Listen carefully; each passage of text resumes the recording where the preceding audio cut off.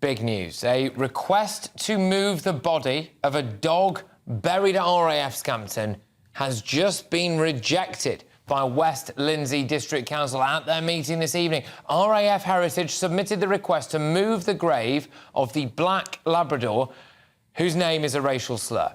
The dog was owned by Wing Commander Guy Gibson, who led the famous Dambusters raid from RAF Scampton in May 1943. The dog died on the eve of that raid, was buried on the grounds, which is now set to be used, obviously, to accommodate illegal migrants, asylum seekers. RAF Heritage wish to remove the grave and the memorial to the dog and move it to RAF Mereham in Norfolk, where I'm reliably informed the dog never even enjoyed walkies. Our East Midlands reporter, Will Hollis, is currently at the meeting. Look, Will, thank you very much. Go on, take it away. What's just happened moments ago?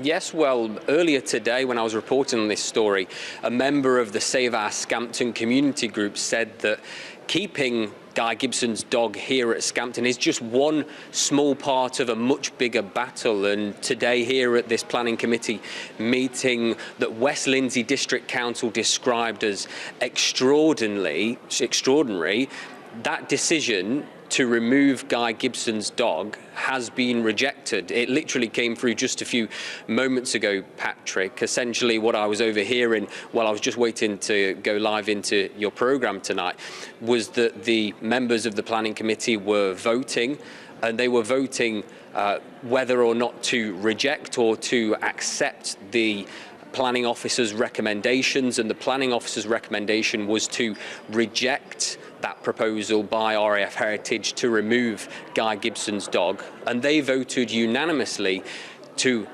in favour of that proposal. So they have now voted to reject the proposals that Guy Gibson's dog can be removed. What we've been hearing in the last hour in this planning meeting that was very calm, it was very patient, was people offering their objections. There was also people stating why they think that Guy Gibson's dog should be removed. But overwhelmingly, it was that people wanted this dog to stay, and they wanted the dog to stay ultimately because it is a part of their history and their heritage. One of the big arguments, Patrick, of course, is what will happen to a £300 million deal if 2,000 asylum seekers are moved into Scampton. And if that dog isn't there, that would certainly hamper whatever that deal might be in the future. So, as we've said, it is official. Guy Gibson's dog is expected to stay here at RAF Scampton. Yeah, absolutely. And it's important as well in the context, Will, of course, to say that another layer of controversy to this dog is its name, which we will not be repeating, but of course is a racial slur. What were some people saying at the meeting in terms of why they thought that dog should remain there then? What were the kind of things? Was the racial context raised as well? Go on, talk to me about that a bit.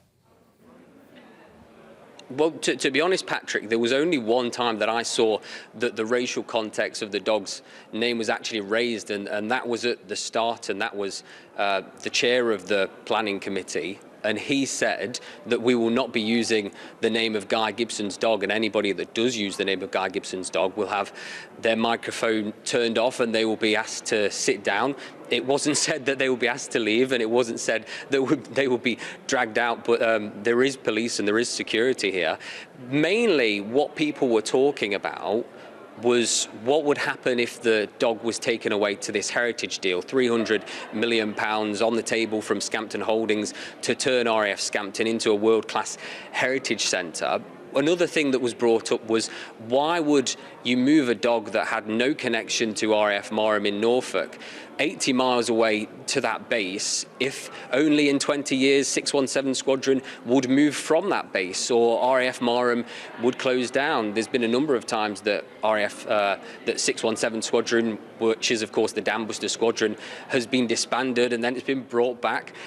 So there have been a number of things that have been raised, but the big question was, why would you move a dog somewhere that it has no connection when you have a big deal on the table that could bring jobs and money to this community?